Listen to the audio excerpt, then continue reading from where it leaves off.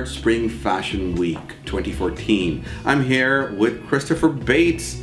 A lot of our viewers are going to be very excited. Christopher, please give your intro. Tell us a little bit about yourself and your Toronto heritage, your Toronto background. My name is Christopher Bates. I'm originally from Vancouver. I've lived in Toronto for just over 3 years now, and I absolutely love it. It's a great place to base my life and my business, and things are going really well, so I love Toronto. So, Christopher, tell us a little bit about your background. So, what got you into fashion? I've been interested in fashion my whole life since I was a young kid. By the time I was 13, I had a sketchbook full of designs and logos. Really? Wow. I used to draw on my desks at school, and the teachers would come around and say you should be a graphic designer. And growing up in Vancouver, I didn't really know there was an industry out there, or fashion was a career choice. So I went into marketing at first, and I was drawn to the creativity of that aspect of business. And really enjoyed that. I worked in that field for 5 years, and then. Oh wow! So you did actually work in a separate field before? Yes. Yeah. Oh, okay. Yeah. And so, what got your passion and made you go, you know what? This is what I love. This is what I want to do. So you took that leap. Yeah. I did a few trips to Europe when I was younger, and I remember being in Stockholm, and I was just so impressed and inspired by how stylish everyone was and how individualistic they were. And I just realized, like, there's so many people out there who would appreciate these ideas and designs that I've had my whole life. So it was time to do something about it. So you trained in Milan? Yes.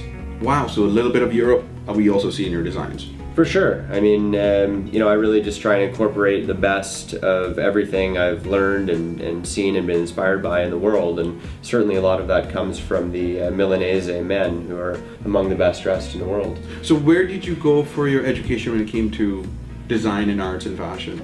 Istituto Marangoni. Okay. Milan. And what did you do prior to that? UBC, am I correct? Yes, I went to UBC. I did a Bachelor of Arts, and then I went to BCIT and studied marketing communications, and then I worked in marketing for 5 years. Wow, hand in hand. So marketing goes hand in hand with fashion, designing. Hello. Absolutely. Top chosen for Mercedes-Benz for their startup program? Yes, that was a fantastic program, the Mercedes-Benz startup.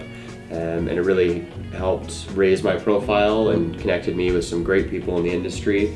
I had access to resources I would not have had otherwise. It was a real turning point for my career.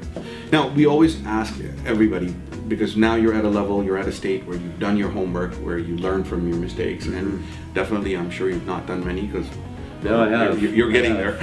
So you're at a good point. Please tell us a little bit about what you would like to warn the future upcoming designer or somebody who's interested in doing this. What pitfalls they should be careful of. You give them a little bit of an idea, an eye opener. Sure.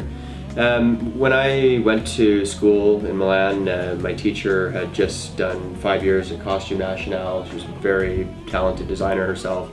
And the first thing she told the class was, the last thing the world needs is another fashion designer, or another line. Because what she's saying is, it was a challenge, and what she's saying is that the industry itself is hyper-saturated. So what I would recommend a new designer or a young designer to consider would be to really develop, a niche or a signature, something that will make sense in the market. Start with that and keep that in mind. Wow. Now, when it comes down to actual schematics of the business, the details, the collection versus the cost, and et cetera, what do you have to say about that? Because a lot of designers forget that, we got to sell this to everyday people. So how have you maintained that for yourself and your buyers? That's a really good question. I think your job as a designer is to balance the creative with the commercial. I mean, you can't do something that's already out there, because that would be boring and useless. But you also can't do something, just to please yourself, or just to, show off and do something that's too avant-garde, especially in Canada, because you're going to lose, a lot of the potential market. So, you have to do something that's different, but not too different. So the buyers are there. Yeah, so that you can sell clothes. That's your job. I mean, Karl Lagerfeld said, there's nothing wrong with selling dresses, right? You had a little bit of support and family, so all of that worked out for you really well.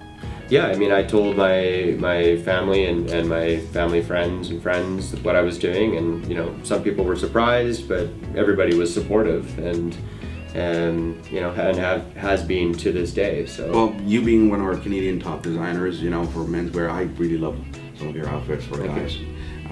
Thank you, actually.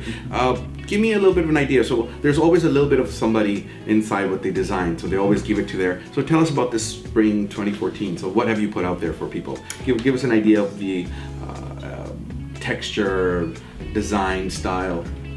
My spring 2014 collection is called the Riviera collection. So it's inspired by you know, a few trips I've done to the French and Italian Riviera in Monaco. Beautiful. And so really I'm designing for guys who may or may not own a yacht, but dress like they do.